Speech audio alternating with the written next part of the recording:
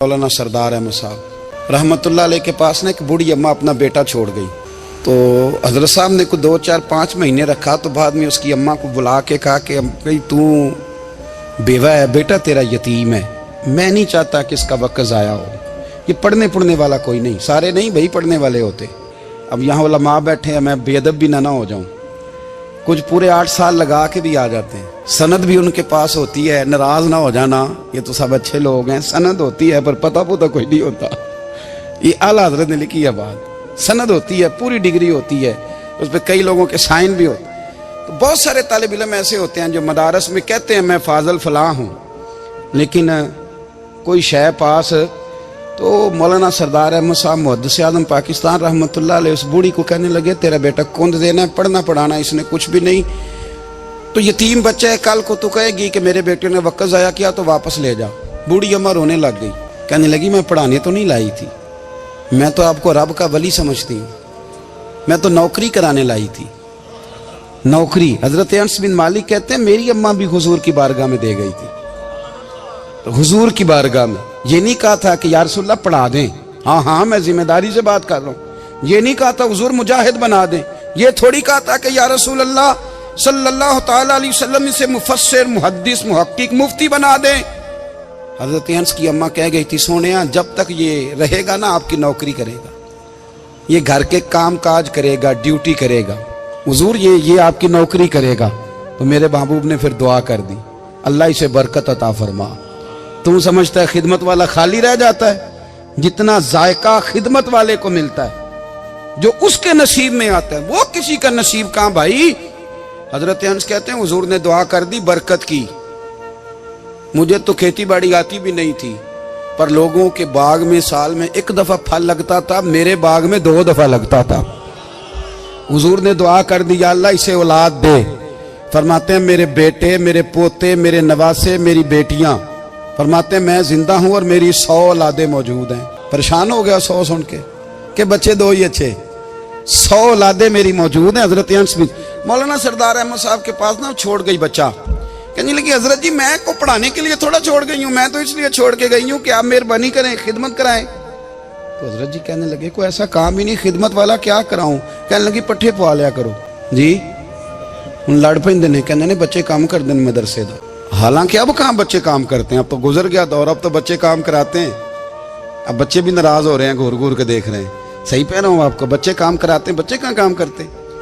कहने लगी ये चारा डाले करेगा आपकी भैंसों को। तो हजरत ने उसको कहा कि बीबी चारा मेरी भैंसों को डालने के लिए मैंने बंदा रखा हुआ है, तो तू जा ले जा। कहने लगी हाथ बांध के हुजूर मेहरबानी करें रख ले, चारा डालेगा। और पुत्र तवज्जो से चारा डालना हजरत की भैंसों को। रोने लगी, हजरत ने रख लिया, महीने का खर्चा भी देते। शाम को ना वो सारा दिन काम करता, शाम को आके पैरों में भी बैठ जाता, हजरत जी लाएं तेल थोड़ा सा, पैर ना दबा दूं। 8 साल साथ वाले पढ़ते रहे, ये बेचारा नौकरी करता रहा। मेरा रूप भी नहीं ते मेरा रंग भी नहीं, और मैनू यार मनान दा टंग भी नहीं। कभी कभी ना हजरत बिलाल हबशी फारग होते ना, तो नबी पाक की बारगाह में अर्ज करते हुजूर कोई काम तो नहीं, सारे हो गए, हुजूर जाऊं जरा, चले जाते। एक दिन सलमान फारसी कहने लगे या रसूलल्लाह ये बिलाल कहाँ जाता है। फरमाया जा देख के तो आ। हजरत सलमान वापस आए तो आके रोने लगे, कहने लगे सोनिया जब यहाँ से जाता है ना तो जाके सैयदा फातिमा की चक्की पीसनी शुरू कर देता, बीबी साहबा के काम करने लगता है, घर में जाके स्नैन की ड्यूटी करता है, वहां भी काम यहाँ भी काम। वो चारा डालता रहा, उसने चारा डाला। हजरत मुहद्दिस आज़म की भैंसों को दस्तार फजीलत का वक्त आ गया, सारे पगड़ियां सजा के आ गए, आज दस्तार होगी। ये ना पीछे होके बैठ गया, चूंकि पढ़ा ही नहीं था तो दस्तार का है कि दस्तार तो उसकी जो पढ़ेगा, हमने तो पढ़ा ही नहीं, हमने तो यार पढ़ा, घर पढ़ा, ड्यूटी करी।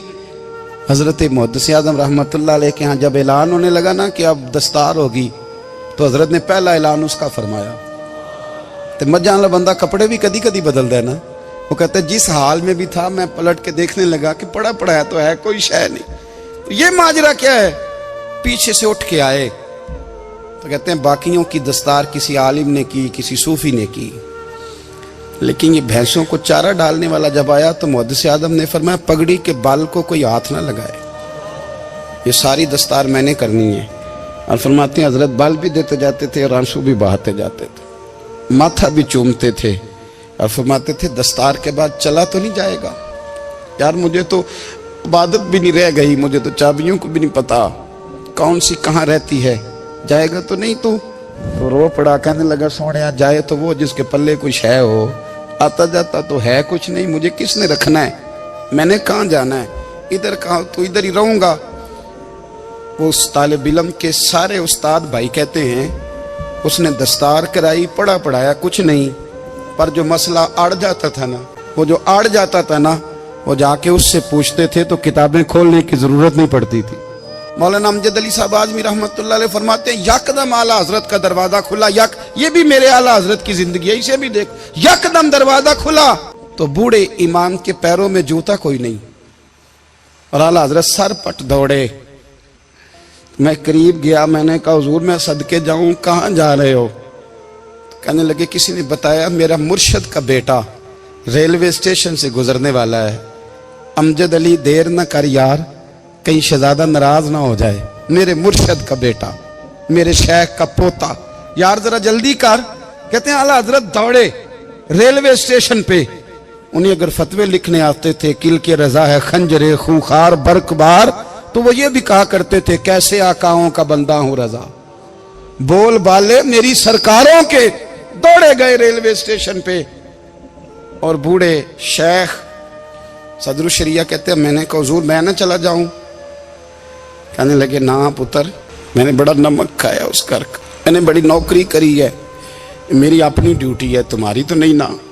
میرے شیخ فرماتے ریلوے اسٹیشن پہ حضرت کھڑے ہیں تو ایک مسافر اترتا, اس کے قریب جاتے ادب سے سلام لیتے تو کہتے ماریرا شریف سے تو نہیں کوئی آیا؟ کہتے ہیں وہ مسافر گزر جاتا, دوسرا آتا تو پھر قریب جاتے, کہتے وہ اس کے آستانے سے تو نہیں آئے, ادھر سے تو نہیں کوئی آیا. کہتے سارے گزر گئے, جن مسافروں نے اترنا تھا اتر گئے, ٹرین چل پڑی. تو میں نے کہا حضور کسی نے آپ کو غلط اطلاع دی تھی, شہزادے تو آئے نہیں. کہنے لگے یار اطلاع غلط تھی یا ٹھیک تھی, پر یہاں تک آنے کا مزہ بڑا ہے. آپ سمجھ سکتے ہیں اعلیٰ حضرت کے دو بیٹے ہیں, حجت الاسلام مولانا حامد رضا خان صاحب اور مفتی اعظم عالم اسلام. دونوں شہزادے اتنے بڑے شہزادے تھے کہ دونوں اپنے اپنے وقت کے سب سے بڑے مفتی ہوئے. یہ بھی تو میرے اعلیٰ حضرت ہیں نا, اس کو بھی تو ذرا سمجھو نا. خشکی اور پھر خشکی اور پھر خشکی. ایک دن پیر صاحب نے کہا, نوری میاں صاحب, کہ احمد رضا یار وہ بھینسیں رکھی ہوئی ہیں تو ان کو نا گیدڑ آ کے تنگ کرتے ہیں, تو دو کتے مل جائیں نا کبھی, تو چلو رات کو پہرے داری کریں گے, دو کتے مل جائیں. میں اکثر سوچتا ہوں کہ اعلیٰ حضرت تو عالم تھے, ان کا کتوں سے کیا لینا دینا؟ حضرت جی آپ نے کتوں کی بات کرنی تھی تو کسی دنیا دار سے کرتے, دو کتے مل جائیں تو ذرا جانوروں کی دیکھ بھال کریں گے. فرمایا حضور سویرے ہی آ جائیں گے. بھئی آپ کا تو یہ شوگر لینی, تو آپ کہاں سے لائیں گے؟ دن چڑھا تو دونوں بیٹوں کے گلے میں رسیاں ڈالی. اعلیٰ حضرت کو صرف آپ فتوے کی روشنی میں دیکھتے ہیں, آپ کو اس شخص کے درد کا نہیں پتا, اس کے ذائقے کا نہیں پتا, وہ کس سٹیج کا آدمی ہے, سٹیٹس کیا ہے طریقت میں, شریعت میں, عشق میں. دونوں شہزادوں کے گلوں میں رسیاں اور پکڑا ہوا ہے. تو نوری میاں صاحب کہتے ہیں میں چارپائی پہ بیٹھا تھا تو نیچے بٹھال دیے دونوں بچے. میں اٹھ کے کھڑا ہو گیا, میں نے کہا مولانا یہ کیا؟ کہنے لگے حضور ڈیوٹی بھی کریں گے اور روٹی بھی نہیں مانگیں گے. جنہ تنا وچ عشق نہ رچیا کتے او نہ تھی چنگے, مالک دے کر راکھی کر دے صابر بھوکے ننگے. کدھر گیا ذوق, کدھر گیا وہ درد؟ اور پھر جب باری آئی رسول اللہ کے پیار کی, جب باری آئی نبی پاک کی محبت کی, تو پھر فاضل بریلوی کا قد اگر لکھنے میں کمال ہے نا, تو محبوب کے پیار کرنے میں بھی کمال ہے. انہوں نے نا ساری زندگی, یعنی ساری زندگی یہ کہہ کے گزار دی کہ عشق تیرے صدقے جلنے سے چھٹے سستے, جو آگ بجھا دے گی وہ آگ لگائی ہے. ایک سید صاحب تھے, مکان بن رہا تھا اعلیٰ حضرت کا, تو سامنے نا بالکل لائبریری تھی. تو جب مکان بن رہا ہوتا ہے تو تب سارے مستری مزدور اندر ہی ہوتے ہیں، تو سب کا آنا جانا تھا، سب لوگ آتے جاتے تھے بلا جھجک۔ تو وہ سید صاحب بھی ایک دن آ گئے، سامنے لائبریری میں ملے، پھر چلے گئے۔ کچھ دنوں کے بعد گھر مکمل ہو گیا، اب عورتیں بھی آ گئیں، تو شاہ جی کو پتہ نہیں تھا۔ وہ پرانا ہی ماحول سمجھ کے نا، مولانا ظفر الدین بہاری کہتے ہیں پرانا ہی ماحول سمجھ کے تو اندر آ گئے، اور جیسے ہی اندر داخل ہوئے سامنے گھر کی عورتیں دیکھی تو شاہ جی معذرت معذرت معذرت کرتے پریشان ہو گئے، اور پھر جب دوبارہ پلٹنے لگے تو اعلیٰ حضرت دوڑ کے گئے، ہاتھ چومے، کہنے لگے شاہ جی آپ کو تو پتہ نہیں تھا، اور آپ مہربانی کریں یہ معذرت والا لفظ واپس لیں، یہ میرے گھر کی عورتیں نہیں، یہ تو سیدوں کی باندیاں ہیں، یہ تو نوکرانیاں ہیں، تو آپ مہربانی کریں، یہ انداز آپ کا جو ہے یہ درست نہیں، آپ مہربانی فرمائیں اندر آئیں۔ اور پھر سارے خاندان کو لے کے پردے کے پیچھے کھڑا کیا اور کہنے لگے شاہ جی کو غلطی لگ گئی، انہوں نے ہم سے معذرت کی، اب ہم سارے مل کے ان سے معذرت کریں گے، اس لیے کہ یہ رسول اللہ کا خاندان۔ یار تھوڑا بہت دو چار لفظ جس بندے کو آ جائے نا، دو چار لفظ، میں ذاتی طور پہ نا آپ کو پتہ ہے میں تو نعت خانوں سے تو ہماری بنتی نہیں، بہت سارے نعت خان تو ہمیں ویسے ہی نہیں، میں کہتا ہوں نعت آنے دے جانے کا نام نہیں، نعت تو کلام کا نام ہے، کسی بزرگ کی بات پڑھو، کوئی مطلب اس میں کوئی ذوق ہو، کوئی درد ہو، یہ کیا بات ہوئی جو آج کل کام شروع ہے۔ لیکن آپ کو پتہ ہے ہم نعت خان کی بھی عزت کرتے ہیں، میں جس نعت خان سے نعت سنتا ہوں میں دل کی قلب کی گہرائی سے اس کا حیا کرتا ہوں، میں اکرام کرتا ہوں، اللہ جانتا ہوں، میں اعزاز دیتا ہوں، اس لیے کہ میں سمجھتا ہوں یہ جب بولتا ہے نا تو مجھے مدینے والے کی یاد آتی ہے، یہ نبی کریم کی یاد دلاتا ہے، تو اس کا اعزاز ہے۔ اعلیٰ حضرت فاضل بریلوی رحمۃ اللہ تعالی علیہ نے نبی کریم سے محبت کی، اور حضور سید عالم صلی اللہ علیہ وسلم سے تعلق رکھنے والی ہر شے سے محبت کی، انہوں نے اپنے ذوق کو کبھی پھیکا نہیں پڑنے دیا، ساری زندگی رسول اللہ صلی اللہ علیہ وسلم کا پیار۔ تھوڑے دو چار لفظ میری طرح کسی شخص کو آ جائیں تو وہ ادب اداب کے دائروں سے نکل جاتا ہے، وہ ہر چیز کو کلو کال کے ذائقے میں رکھتا ہے، اس لیے ملا رومی فرمایا کرتے تھے سیٹھ آدمی ہونا جیب میں پیسے ہوں تو اس کا پیر کوئی نہیں ہوتا، اگر کوئی عہدہ مل جائے، بندہ کسی درجے پہ پہنچ جائے تو اس بندے کا بھی مرشد، اور اگر چار لفظ پڑھ جائے تو اکثر میری طرح کے بندے خلیفے ہوتے ہیں، مرید نہیں ہوتے، ناراض تو نہیں ہو گئے آپ لوگ، میری طرح کے لوگ نا خلیفے ہوتے ہیں، بتاتے ہیں 14 جگہ کا خلیفہ ہوں تو سوال یہ ہے کہ غلام کس کا ہے، میری خلافتیں، او خدا کے بندے غلامی اصل چیز ہے۔ اعلیٰ حضرت فاضل بریلوی رحمۃ اللہ تعالی علیہ نا لوگوں سے پوچھتے، جب کوئی مدینے سے آتا، مکے سے آتا، حج کر کے آتا تو پوچھتے مدینے گئے تھے؟ صدر الشریعہ رحمۃ اللہ علیہ فرماتے ہیں کسی نے کان میں آ کے کہا حضور وہ موچی حج کر کے آیا، پکی بات ہے حضور؟ ہاں۔ فرمایا چلو چلیں۔ حضرت جی وہ لکھنا نہیں؟ تو میں آ کے دیکھتے ہیں۔ حضرت مہمان اوے آ کے دیکھتے ہیں، کہتے دوڑنے لگے، وہ جوتے گانٹ رہا تھا، جا کے پوچھا حج کر کے آئے ہو؟ کہا ہاں۔ مدینہ شریف گئے تھے؟ وہ جس بندے کے پاس لوگ تاریخیں لینے جائیں تو ٹائم نہ ملے، بھائی آج مدینے گئے تھے؟ کہنے لگا جی بڑا کرم کیا سرکار نے، میں تو 1.5 مہینہ رہ کے آیا ہوں۔ کہتے ہیں جبہ کہیں، پگڑی کہیں، قلم کہیں، شاگرد کہیں، مرید کہیں، اور اندر نہیں، حجرے کے اندر چھپ کے کسی کی تعظیم نہیں، چوک میں موچی جوتے گانٹنے والا دنیا دیکھ رہی ہے، اعلیٰ حضرت جھکے اور موچی کے پیر چومنے شروع کر دیے، لوگ پکڑ دیں حضور یہ کیا، وہ بھی پیر، کہنے لگے پیچھے ہٹ جاؤ، یہ وہ قدم ہے جو میرے مصطفیٰ کریم کے در دولت سے ہو کے آئے، حرم کی زمین اور قدم رکھ کے چلنا، ارے سر کا موقع ہے ہو جانے والے، یہ ذائقہ، یہ درد۔ تو اعلیٰ حضرت نے نا ذوق والی زندگی گزاری، ادب والی زندگی گزاری، پریم والا وقت گزارا، عشق والا وقت گزارا۔ حضرت بلال حبشی کبھی سپاہ سالار بنے تھے کسی جنگ میں، کسی صوبے کے گورنر بنے ہوں؟ بولو تو صحیح یار۔ ان کا تعارف کیا تھا؟ نبی کریم کے غلام۔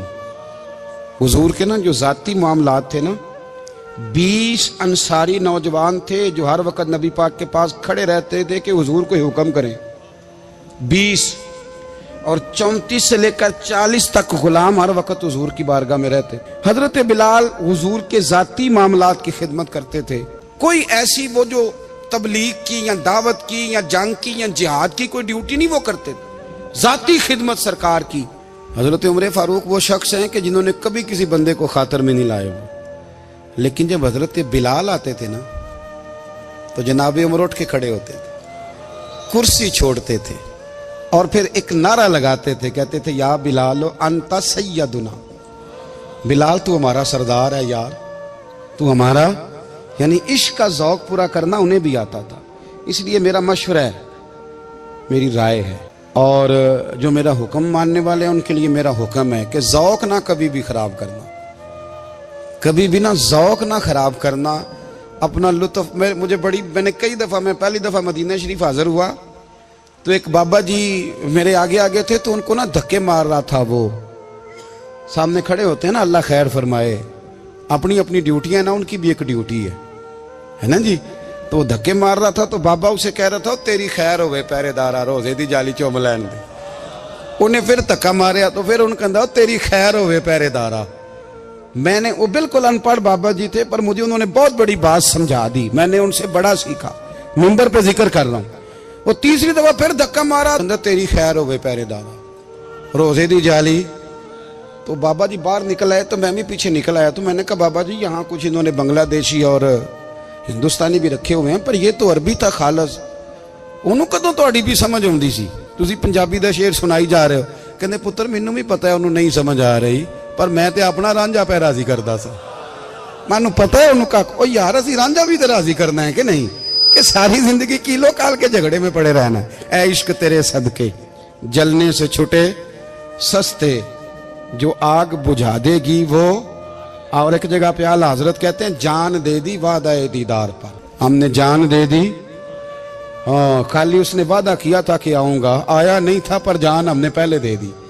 تو اس لیے نا ذوق، شوق، پیار، وارفتگی، محبت اساتذہ کے لیے، بزرگوں کے لیے، علماء کے لیے، مشائخ کے لیے، بڑوں کے لیے نہ ذوق نہ کبھی خراب ہونے پائے۔ اللہ آپ کو سلامت رکھے۔ اور کچھ دعائیں میں نے دے دی ہیں، کچھ اللہ جانتا ہے میرے دل میں ہیں، وہ میں دیتا رہتا ہوں۔ اللہ آپ کو ہمیشہ شاد و آباد فرمائے۔